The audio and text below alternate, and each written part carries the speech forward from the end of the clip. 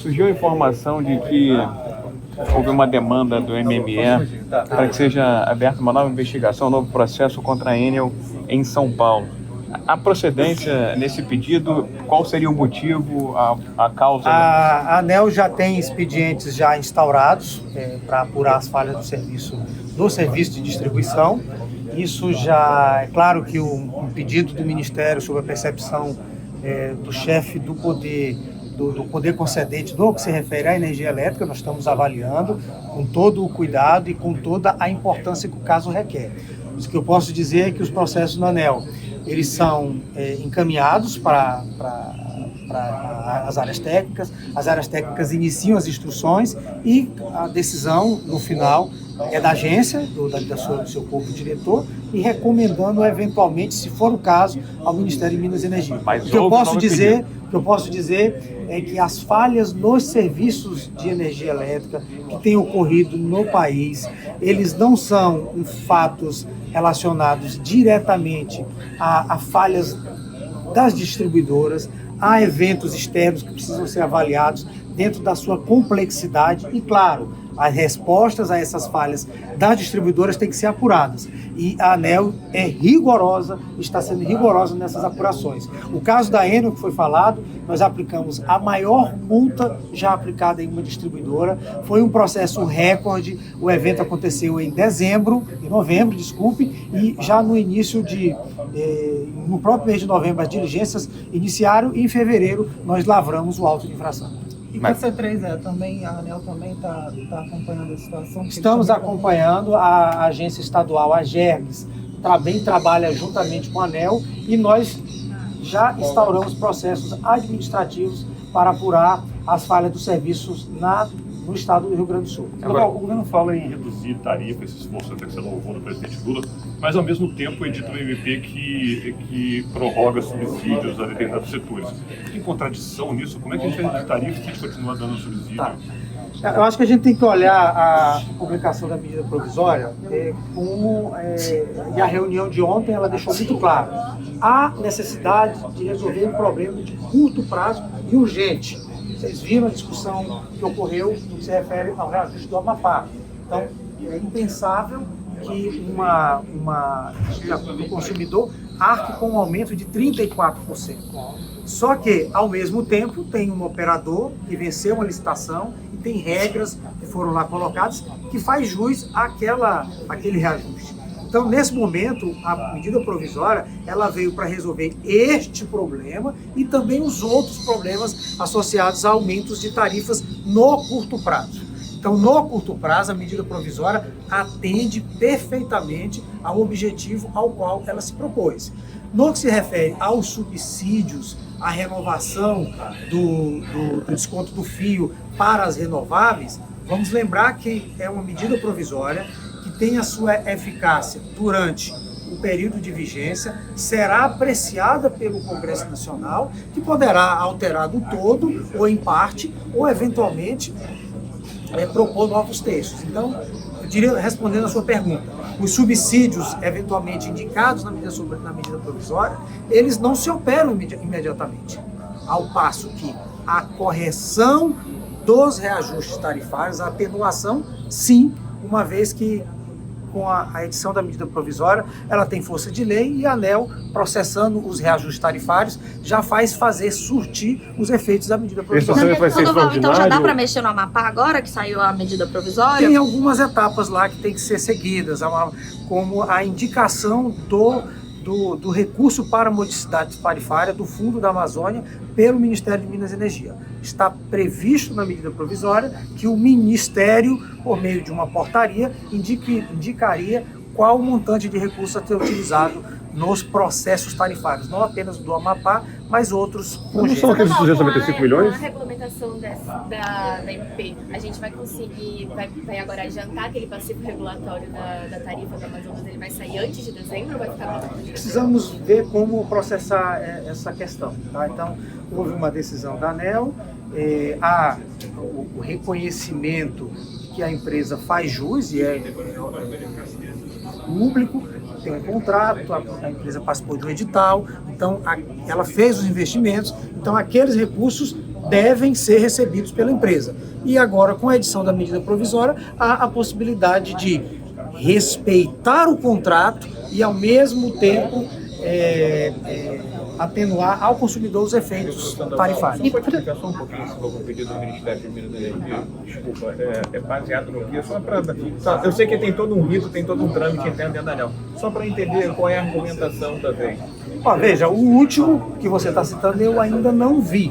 Eu vi, sim, participei de uma reunião que o ministro entregou. E, basicamente, ele coloca a necessidade de uma apuração rigorosa com relação às falhas da empresa, uma apuração rigorosa com relação à demora no estabelecimento do serviço, entra na CE e ele é utilizado em cada processo tarifário. Doutor Sandoval, muita gente do setor tão preocupado com o que eles chamam de uma certa divisão, um certo racha dentro da agência reguladora, e que isso poderia postergar algumas decisões importantes, inclusive de curto prazo.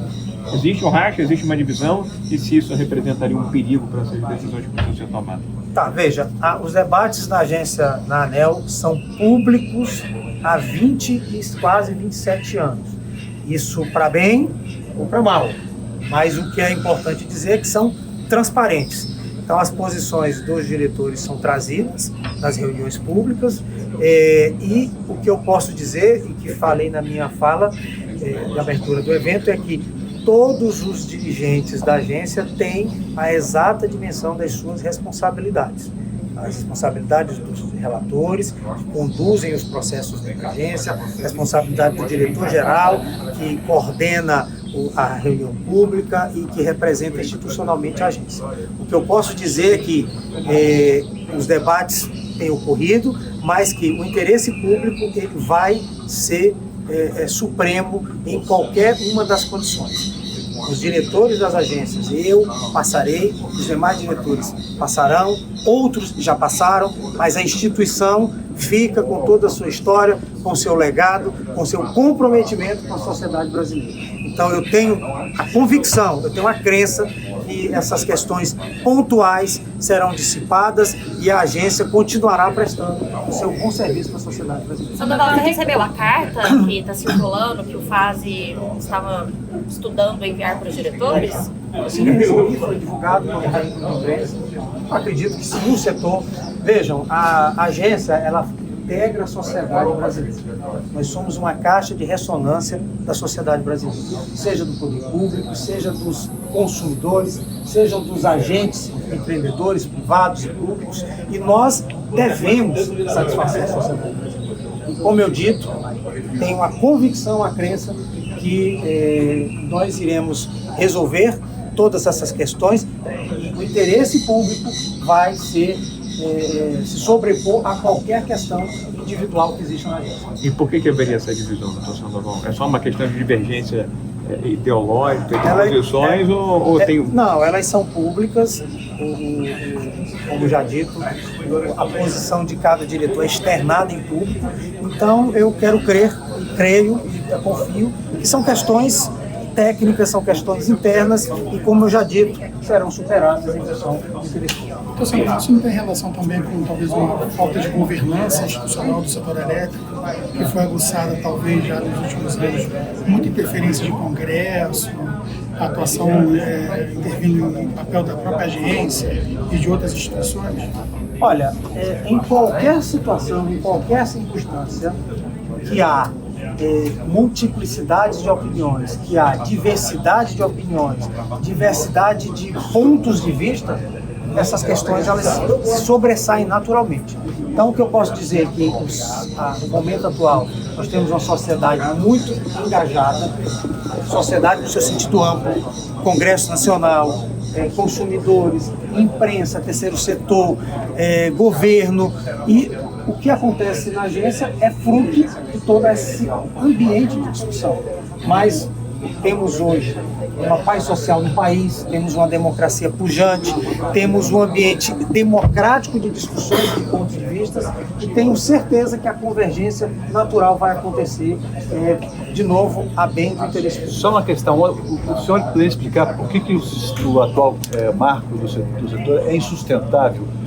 falando especialmente no que concerne aos consumidores mais pobres, por que o senhor acredita que esse marco é insustentável? Primeiro, o setor elétrico foi reestruturado na década de 90, abrindo a possibilidade de investimentos privados. Naquele momento nós tínhamos poucas empresas, todas elas estatais, tínhamos uma matriz que tinha apenas duas fontes, hídrica e térmica, ou seja, era muito mais fácil definir regras e governança para o setor. Em 2002, já fruto da evolução natural do setor, houve uma sinalização para a diversificação de fontes. Naquele momento, nós ainda tínhamos apenas duas fontes. De lá para cá, houve um conjunto de políticas públicas, e como eu já disse, justificáveis no seu momento histórico, no seu movimento tecnológico. Mas hoje tem que ser repensadas, porque nós temos um conjunto enorme de subsídios na conta de energia elétrica, que somam 40 bilhões de reais em números de 2023. Nós iremos, provavelmente, se nada for feito, ter um aumento de 3 a 4 bilhões de reais para 2024. Isso é insustentável, porque quem tem condições vai para o mercado livre. Grandes consumidores, consumidores de médio porte vão para a geração distribuída. Consumidor de baixa renda, ele não participa do pagamento, isso é fato, mas é uma parcela cada vez menor.